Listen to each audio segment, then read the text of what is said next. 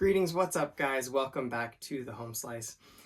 Those of you who've been following along know that I've been doing this EDC tournament thing for a little while now, and I finished a sort of eclectic one that had lots of different kinds of knives to sort of demo, whether at this point I like hollow grind or flat grind better, and some modifications I did to the hollow ground knives to see if I could sort of fix the hang-ups I have with that system. And then we moved into an episode where I had my ultimate pack-in slicer, light duty food prep knives that I sort of wanted to demo against one another.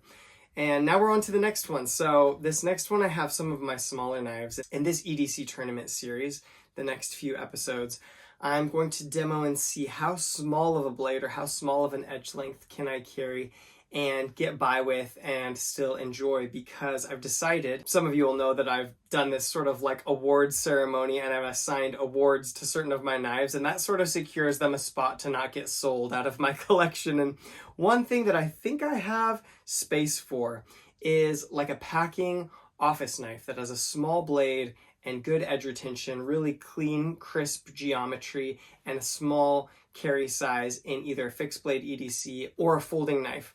So today we're going to get into our first episode to jockey for the position of the Cleric, as I'm calling it, which is my office worker knife. And the first blade that I'm going to carry is this EDC fixed blade.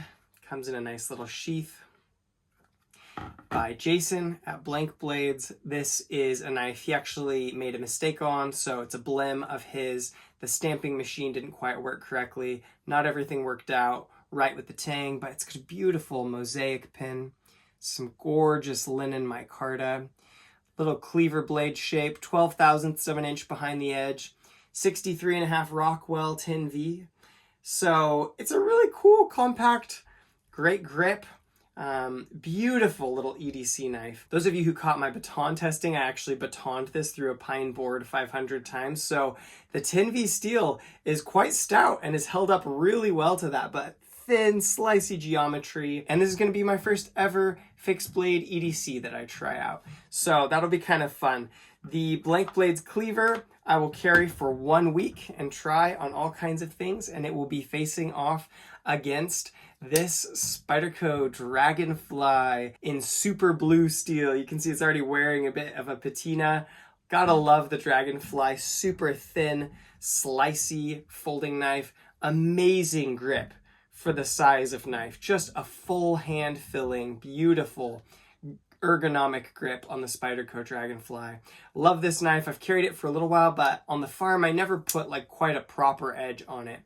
And so these are all wearing a dual grit edge. I tried to come up with a dual grit protocol that would go well with this fairly hard 10V. So they're wearing 400 FEPA 400 grit Veneve finish on one side for the coarse side, although that's more of a medium, admittedly, and a FEPA 800 grit, more of a cloudy finish on the other side. So it's sort of mid-low, mid-high. And I thought that might be a really nice in-between for the numerous carbides that are present in the 10V. And I also didn't want to bend the edge back and forth and displace the metal a whole bunch of times.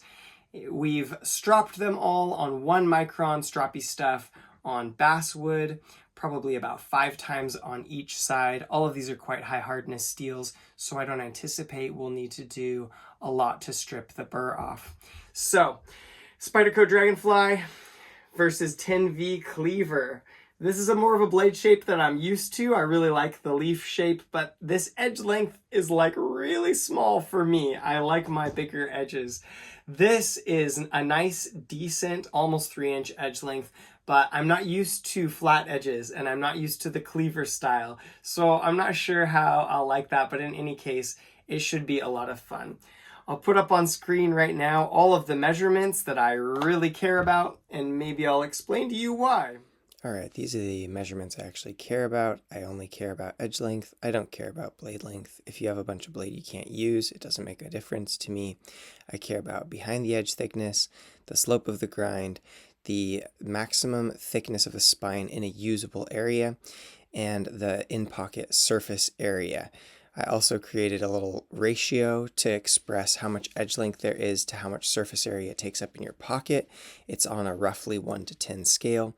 And I created the slice factor, which is a combination of all statistics related to slicing, the blade thickness, behind the edge thickness, and the slope of the grind. And that's converted by an equation to about 1 to 10.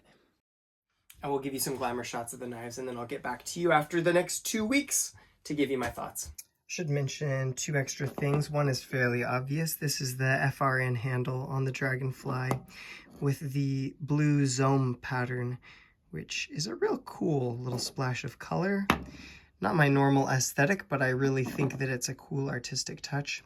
The other thing I should mention is that I have been enjoying being free from measuring everything on my best sharpness tester. Rather than being a slave of trying to get under 100, I've been enjoying just sharpening for aggression and seeing how the edges turn out.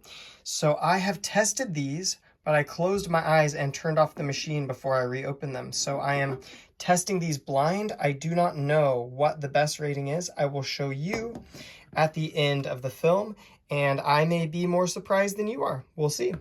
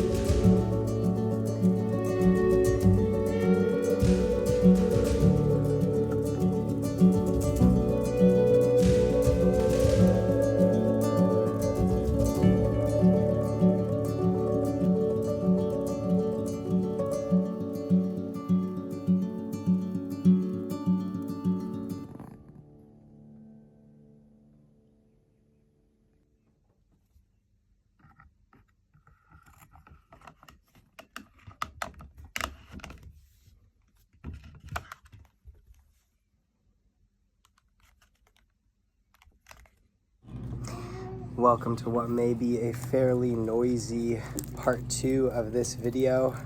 I'm just getting over a cold, so I'm gonna take the old cough drop lozenge.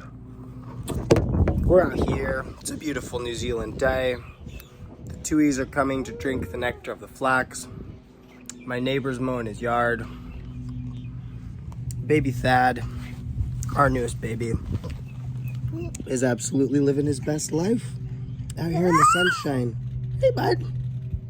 You gonna be the background noise? I'll make sure you keep these close. Okay, all right. And I'm gonna give you my thoughts on these small knives. Let me turn the camera around. All right. Let's give the closing thoughts on this small blade EDC tournament. Well, this is my first time ever to experience fixed blade EDC. And what do you reckon? I love it. I get the craze. Like, I understand why a lot of you guys really like this. I love how you can have something really solid in your pocket. I love that there's no pivot that must be continually oiled in a fixed blade EDC. These sort of barrel sheaths with a little bit of extra, I understand this now because you sort of pull this out of your pocket. Let me see, let's put it away. And you sort of pull this out of your pocket, and then you have something to push on so you can get it out one-handed. And then you do your work with it, cut something up, and then you can sort of put it back in and put your hand on the forwardmost portion of leather there and slip it back in, and you're good to go. And I was like, this is brilliant. This is durable. This completely opens up being able to have blades with different sizes than the handles. And there's so many things that you can do with a fixed blade that can sometimes be more challenging to accomplish with a folding pocket knife. So love EDC fixed blade.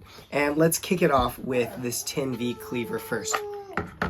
First off, I've never enjoyed or really had, to be fair, a square-tipped knife with this sort of cleaver-esque or chisel-esque sort of profile.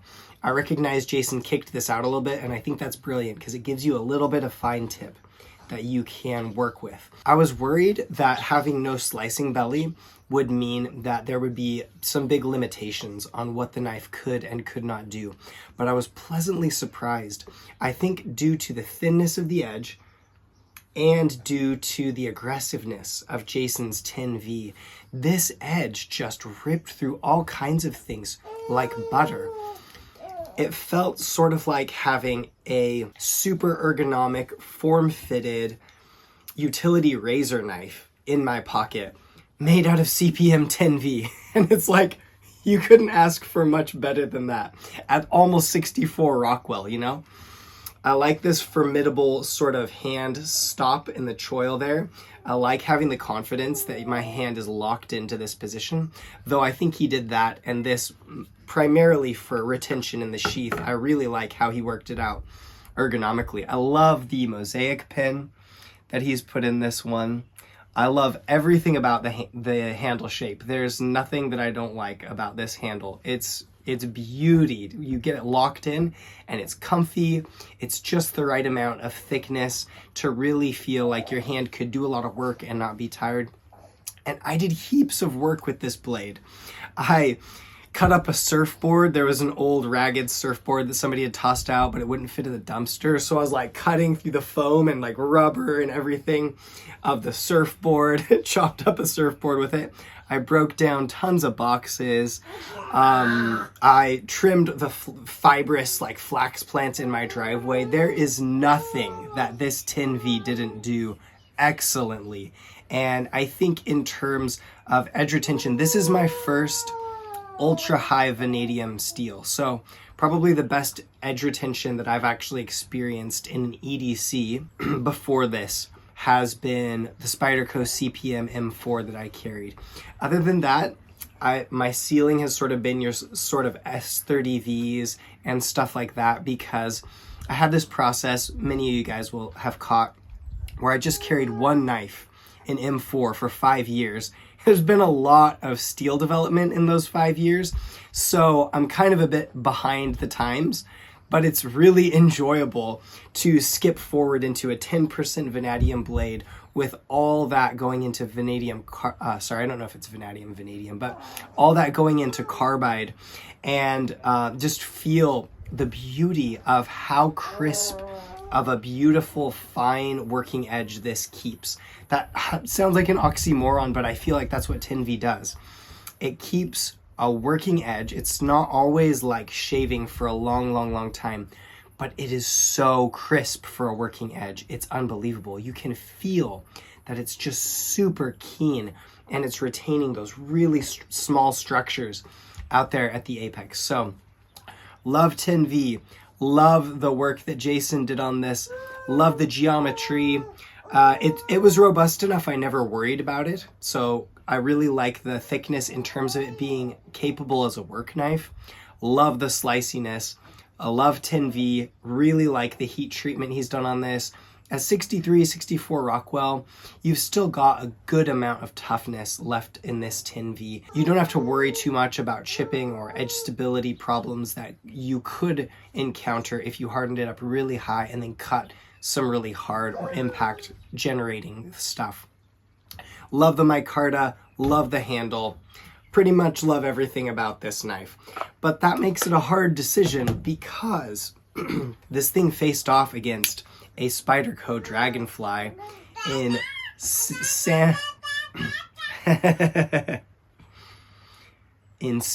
sandwiched super blue steel. And what a masterpiece this knife is as well. This knife has handled just about everything that I have thrown at it and is a brilliant piece of design work in its own right. The Spyderco Dragonfly is, in my humble and completely my opinion, kind of this ergonomic standard against which all tiny knives should be judged. I don't know how they managed it, but I haven't found a hand from like the smallest kid to like the burliest guy that this handle doesn't fit. It just molds in. Your finger either slots in this side or that side. Either way, very comfortably. You can grab it back here and you've still got enough control.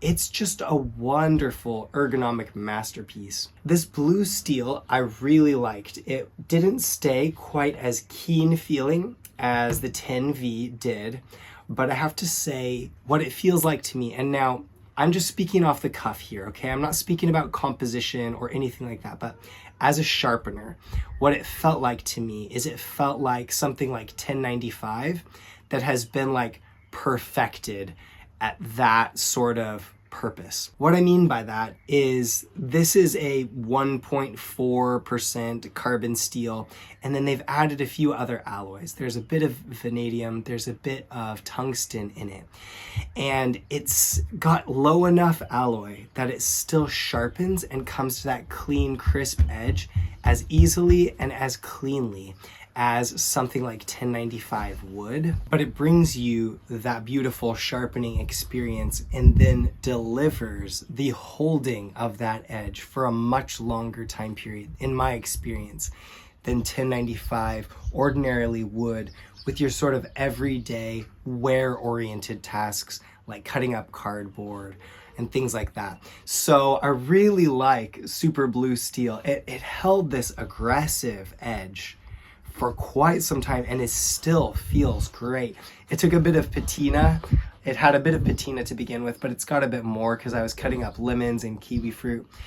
And I love the leaf-shaped blade. I love how perfectly it nests between your two fingers. And I love the steel. The two things that I will say are sort of detractors for me on this, and this first one I'm not really going to count against it.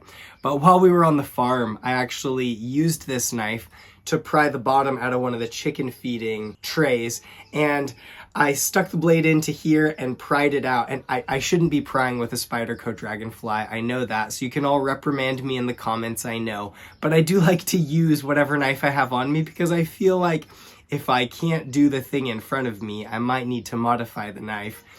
In any case, I tried to close it back up and it went chonk like this. And I was like, what happened? And then I looked at the whole thing and the whole thing was like banana shaped. And I was like, oh no, did I just ruin this gift knife that my friend Calvin just gave me? I grabbed with my fingers and pushed it back, and you can see it's lined up like almost exactly straight again, just from that finger prying. And I was like, whoa, how is this so moldable, you know? And then it hit me that you've got a very, very thin, you know, maybe 1 millimeter or less of hardened blue steel in there. And that's the hard part. And then it's jacketed by this super pliable, like austenitic stainless steel. And you think about how easy it is, like, to bend if you were to drop your water bottle made of austenitic stainless steel. It would dent in the bottom quite easily because it's very pliable and malleable. And so that's an interesting and unforeseen complication of this jacketed design.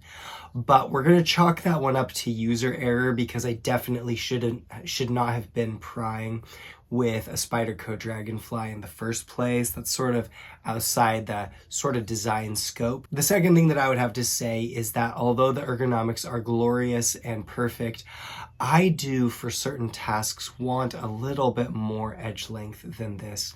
This is not a knife that I'm going to get rid of because it's so perfect in so many other ways, and it's a gift and I really love it. So Calvin, hear me on that. I really love this. It may end up being like one of my kids' first pocket knives or second pocket knives, but I think if I'm only going to carry one knife, I do like to have a sort of amount of edge that makes it capable to do a large variety of tasks. And I did find certain things, even cutting up certain fruit, they get to a certain size and it's like, wow, I'm just going to grab the kitchen knife, which is fine at home, like it's not a big deal. But if I was at work or something like that, I might not have sharp kitchen knives available. And I like for my pocket knife to be able to sort of stand into different roles, especially food prep and stuff like that. So those are two things one of which I will allow to detract slightly, that being the edge length, from the use of the Spyderco Dragonfly in Super Blue Steel. I really like the dual grit edge that I put on both of these, that being made with FEPA 400 grit Veneve Diamond Waterstone on one side and the 800 grit on the other side, stropped on 1 micron stroppy stuff, about 5 passes on each side. Kind of minimal stropping, but these are both steels which tend to drop a burr pretty quickly, so I'm confident that the deburring is going to go pretty quick. What I will say for the purposes of the tournament, there's only really one big clincher. It's not a huge deal, but it does really differentiate between the two, and that is the edge length being greater on the pocket fixed blade. I think for this tournament, this Cleaver fixed blade is going to go into the next round of the tournament, but the Spyderco Dragonfly is a masterpiece that I think will find its way to many uses. We can all find out what the original best tested sharpness of these two blades is. Dual grit edges usually score somewhere in the mid 150s. I would have anticipated about 150 from this Cleaver. Oh, a bit higher, 266. Interesting. Sorry, it's a bit hard to see these. I'm gonna have to stop turning the light on in my blind tests. And 127, wow, that's really good. You know, from my everyday use, I would have put both of these around the 140 to 160 mark. So the big difference between the two of them is actually quite a surprise to me. So we'll quickly test these. Tin V is doing very well. Slicing house sheet of paper. Not quite doing cursive cuts. Nearly, but not quite. Not gonna want to do a push cut, but an incredibly keen slicing edge considering the use, all the cardboard that it's cut up. Super Blue, also very clean. Also not wanting to do a cursive cut anymore. Not wanting to do a push cut in the middle of the blade. Back on certain portions of the blade, it's nearly there. No, not quite.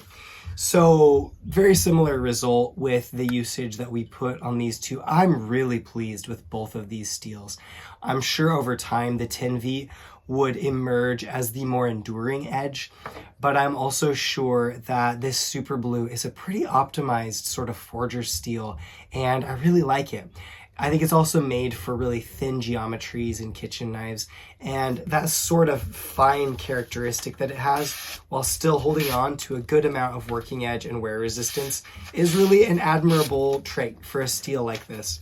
I like it a lot. Two things I nearly forgot to mention is that with the Cleaver blade shape, the straight edge does such good cuts against a surface. I've heard people say this before, but you press it into a surface and pull through and just slides through stuff so beautifully. The other thing is that this straight edge, I've not been a fan of straight edges in the past. And I think I probably haven't used one that's this thin or with this aggressive cutting of a steel that's this easy to sharpen. I really liked this one and the edge dynamics.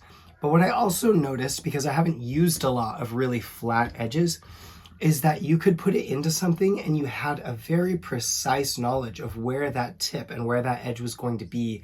If you poked it through a box, you knew exactly where that was coming down, where with curved edges, it can be a bit harder to read exactly where your tip's going sometimes. So the edge accuracy somehow felt really good on this knife in particular. I'll just quickly give the standings of this tournament.